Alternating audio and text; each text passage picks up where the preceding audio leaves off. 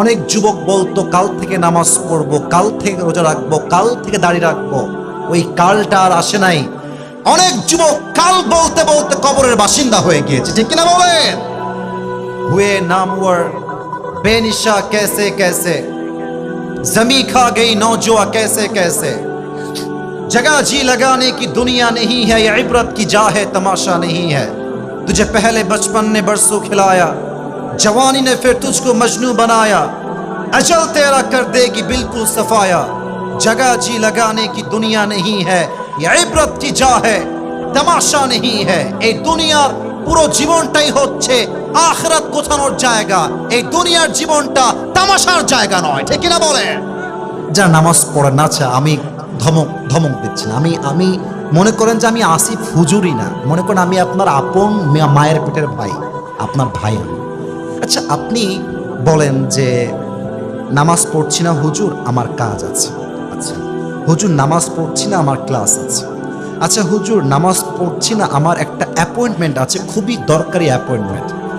আমার প্রশ্ন হচ্ছে, ভাই আপনি কাজের দোহাই দিচ্ছেন, সময় নাই দোহাই দিচ্ছেন, আপনার অ্যাপয়েন্টমেন্ট দোহাই দিচ্ছেন, টাইম নাই দোহাই দিচ্ছেন, অথচ যেই আল্লাহ আপনাকে রিজিক দিল, যে আল্লাহ আপনাকে মাল দিল, সম্পত্তি দিল, টাকা দিল, বাড়ি দিল, চোখ দিল, হাত দিল, পা দিল, বউ দিল, বাপ দিল, মা দিল, সব দিল, আপনি কত বড় নিমক হারাম যে আপনার সবার জন্য টাইম আছে, আল্লাহর জন্য টাইম নাই। এর মানে আপনার মতো বড় নিমক হারাম আর কেউ হতে পারে না, ঠিক কিনা বলে? এখানে অনেক যুবক বসে আছে, একটা কথা বলে ফেলি, রাগ করো না আমার আব্বা চান, আপনারাও রাগ করবেন না। আমি যদি এখান থেকে নেমে যাই, ওয়াচ করা অবস্থায় নেমে যাই, আর আগে বলছি রাগ করবেন না, যদি আমি পকেটে হাত দিই অনেকের পকেটে, এখন এই মাহফিলে অনেকের পকেটে বিড়ির প্যাকেট বের হবে, এখনই বের হবে। আমি কি ভুল বললাম না ঠিক বললাম? বলেন বলেন বলেন। আমি যদি এখন নেমে যাই ওয়াজ মাহফিলের স্টেজ থেকে, যুবকের মোবাইল ফোনটা চেক করি, এই দেখেন আমার দিকে তাকান, এখন যদি আমি চেক করি, আমি দেখতে পাবো যুবকটা মাহফিলে বসা জাস্ট 5 মিনিট আগে তার গার্লফ্রেন্ডকে মেসেজ করেছে, এখান থেকে মেসেজ করেছে। হ্যাঁ, হাসতেছেন আপনারা, আমি হাসির কথা বলি নাই, আমি হাসির কথা বলি নাই। ইভেন আর একটা ডেঞ্জারাস কথা বলছি, এখানে অনেক অডিয়েন্স আসছেন তাফসীর শোনার জন্য, ওয়াজ শোনার জন্য। এখানে অনেক শ্রোতা এমনও আছে যারা এশারের নামাজটা পড়ে নাই, আবার বাসায় গিয়ে ঘুমিয়ে যাবে, ফজরটাও তারা পড়বে না, ঠিক কিনা বলে?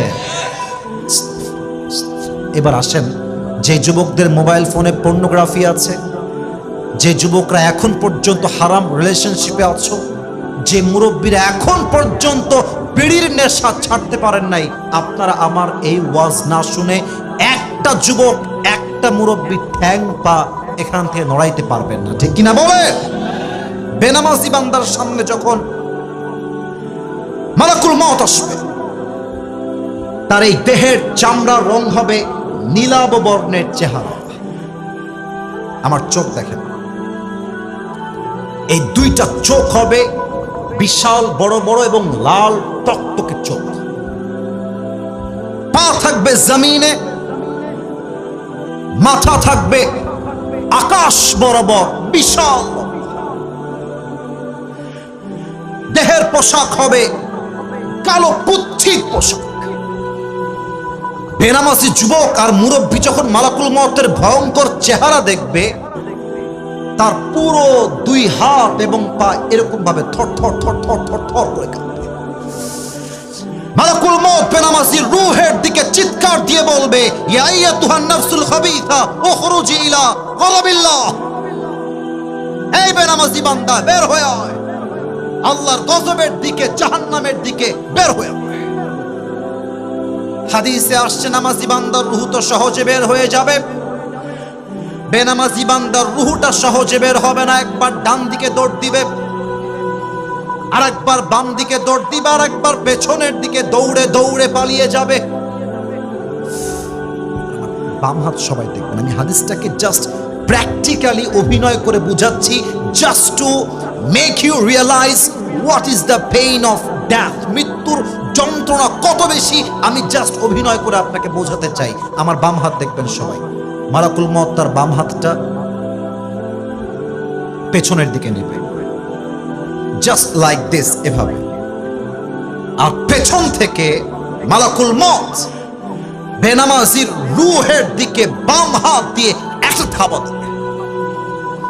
যখন তার রূহটা বুকের ভেতর থেকে বাম হাত দিয়ে ছিঁড়ে বের করবে, হাদিসে আসছে একটা জীবিত ছাগলকে কেউ যদি যাবেহ না করে তার গায়ের চামড়া ব্লেড দিয়ে ছিঁড়ে ফেলে, কেটে ফেলে, ওই ছাগলটার যে পরিমাণ কষ্ট হয় তার চাইতে কমসে কম 70 গুণ বেশি কষ্ট দিয়ে বেনামাজি যুবক, বেনামাজি মা, বেনামাজি মুরব্বীর রূহকে তার চাইতে 70 গুণ বেশি কষ্ট দিয়ে কবজ করা হবে। বলেন সবাই নাউজুবিল্লাহ।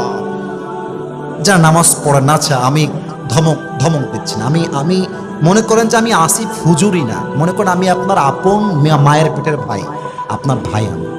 আচ্ছা, আপনি বলেন যে নামাজ পড়ছি না হুজুর, আমার কাজ আছে। আচ্ছা হুজুর, নামাজ পড়ছি না, আমার ক্লাস আছে। আচ্ছা হুজুর, নামাজ পড়ছি না, আমার একটা অ্যাপয়েন্টমেন্ট আছে, খুবই দরকারি অ্যাপয়েন্টমেন্ট।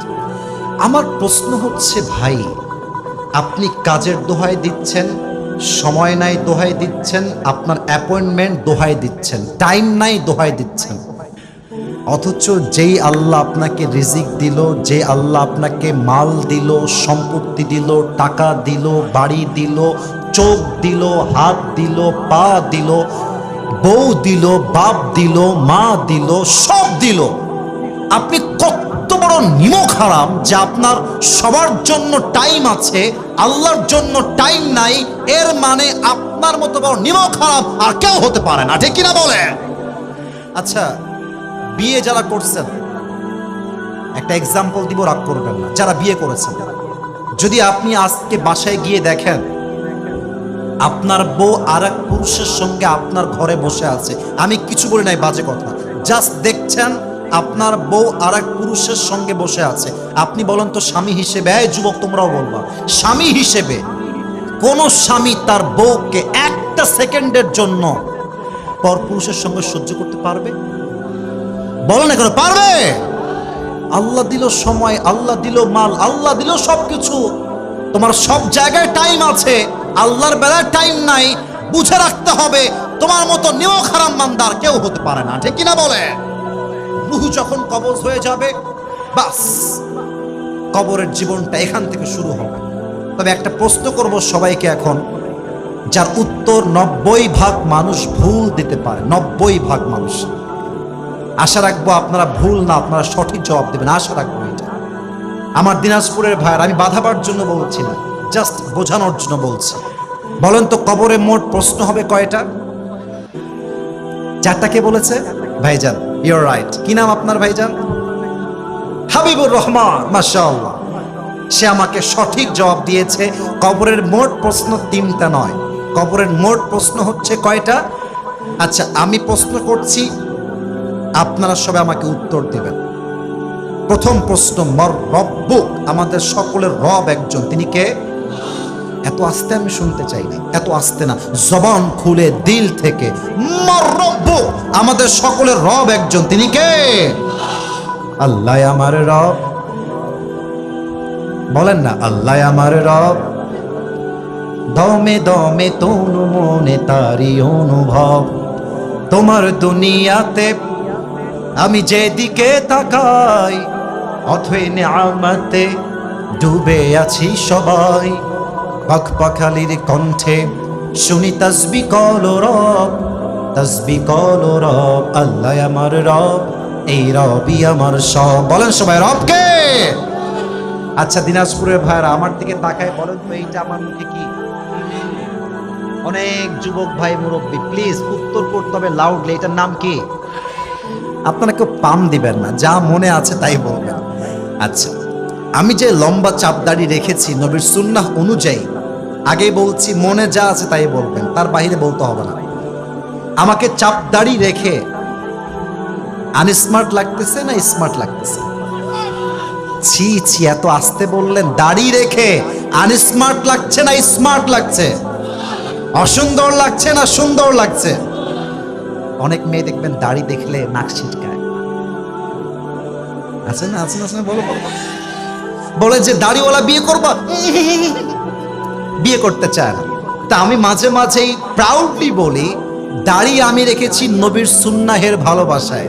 আরে যেই মেয়ে আমাকে দাড়ির জন্য বিয়ে করতে চায় না, সে আমার বাড়ির বউ হওয়ার যোগ্যতাই তো রাখে না। আচ্ছা, আর একটা কথা, যদি তোমাকে কোনো মেয়ে বলে যে আপনাকে আমি আসলে পছন্দ হয়েছে, সব everything is fine, you know, cool, সব ঠিকঠাক আছে, তবে আপনার চাপ দাড়ির জন্য আপনাকে আমার জামাই হিসেবে পছন্দ হচ্ছে না, তুমি কি বলবা? তুমি বলবা সোনামণি, নতুন মনে হয়, নতুন নতুন। লাথি মারা যাবে না বাবু। একজন মেয়েকে সম্মান যে দিতে পারে সেই বীর পুরুষের সন্তান, ঠিক কিনা বলেন? আপনি কি বলবেন? আপনি বলবেন যে আপু, আপনার যেহেতু দাড়িওয়ালা পছন্দ না, তো আমি দিনাজপুরের পার্বতীপুরের ছেলে, আমার মনে হয় আপনার মতো মেয়ের জন্য দাড়িওয়ালা বীর পুরুষ নয়, আপনার মতো মেয়ের জন্য বিটিএস এর হিজড়া ছাড়া সেকেন্ড কোন অপশন আমাদের কাছে নাই যুবক ভাই। হ্যাঁ, যেই মেয়েদের দাড়িওয়ালা পছন্দ নয়, বুঝতে হবে এই সমস্ত মেয়েদের গাঞ্জাখোর বেশি পছন্দ হয়। আল্লাহ এমন মেয়েদেরকে হেদায়েত দান করে, পড়েন সবাই আমিন। ওয়ামান নাবিয়্যুকা তা'রিফু হাযার রাজুল, আতা'রিফু হাযার রাজুল, do you know this person, who is he? 2 number প্রশ্ন, তুমি কি ব্যক্তিকে চেনো? তোমার কে হয় এই ব্যক্তি? আমরা বলবো হাযা নাবিয়্যুনা মুহাম্মাদুর রাসূলুল্লাহ সাল্লাল্লাহু আলাইহি ওয়াসাল্লাম। 3 নাম্বার প্রশ্নের উত্তর যদি কেউ বাদ যায়, কলিজায় আঘাত লাগবে। 3 নাম্বার, ওয়ামা দীনুক, আমাদের ধর্মের নাম। আর একটু জোরে, আমাদের ধর্মের নাম। ফেরেশতা বলবে কি রে বাবা, এ তো একটাও আটকায় না, এতগুলো প্রশ্ন করলাম একটাও আটকায় না, ব্যাপার স্যাপার কি? And now the 4th question will come. এবার 4 নাম্বার প্রশ্ন, ওয়ামা ইলমুক, ওয়ামা ইলমুক, তুমি এত জ্ঞান অর্জন করলা কই থেকে? What's the source of your knowledge? তোমার জ্ঞানের উৎস কোথায়? আমরা বলবো, একটু আস্তে বললেন যে জয়বান, আমাদের জ্ঞানের উৎস কোথায়? ফেরেশতা বলবে মাশাআল্লাহ, অ্যাপ্রিশিয়েটেড, যাও। এবার আল্লাহর পক্ষ থেকে ফয়সালা, আমার বান্দাকে আর কোনো প্রশ্ন করা যাবে না, আমার বান্দার কবরটাকে তোমরা এখনই জান্নাতের বাগান বানিয়ে দাও, আমার বান্দার কবরটাকে 70 গজ লম্বা করে দাও। শেষ হাদিস বলছি, বিয়ের প্রথম দিন যে রাতটা হয়, সে রাতের নাম কি হয়? বাপরে বাবা, লজ্জা শরম কিছু নাই আপনাদের দেখছি। বিয়ের প্রথম রাতের নাম কি হয়? বাসর রাত। আচ্ছা, এই হাদিসটা ওইটার সঙ্গে মিল আছে তো তাই বললাম। হাদিসে আসছে, হাসির জন্য বলি নাই তো, হাসির জন্য বলি নাই, বোঝার চেষ্টা করো। নাম কেন মিল আরুস, আই রিপিট এগেন, আবারও বলছি, নাম কেন মিল আরুস।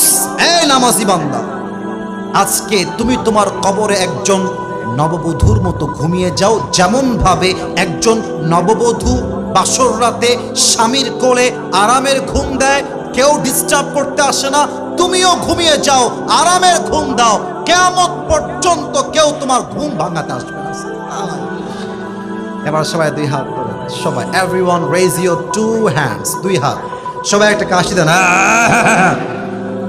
বলেন সবাই হুজুর। কানে আসে নাই, আওয়াজটা জোরে বলতে হবে, হুজুর। আমরা দিনাজপুরের সন্তান, আজ আর একবার, আজ দিল থেকে 2টা ওয়াদা করছি।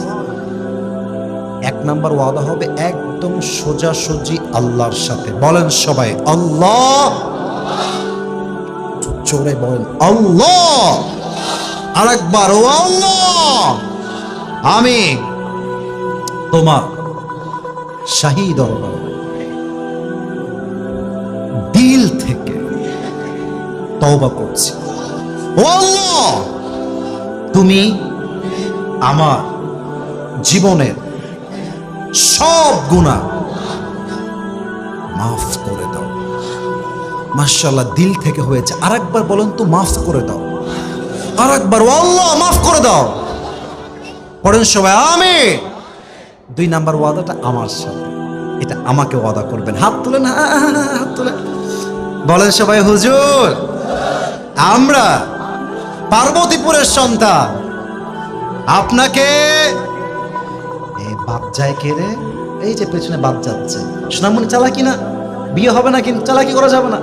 বলেন সবাই, আপনাকে ওয়াদা দিলাম দোয়া শেষ না করে আমরা কেউ উঠে আমার হাত দেখবে না, আমি যেমনে দেখাবো তেমনে যাব না।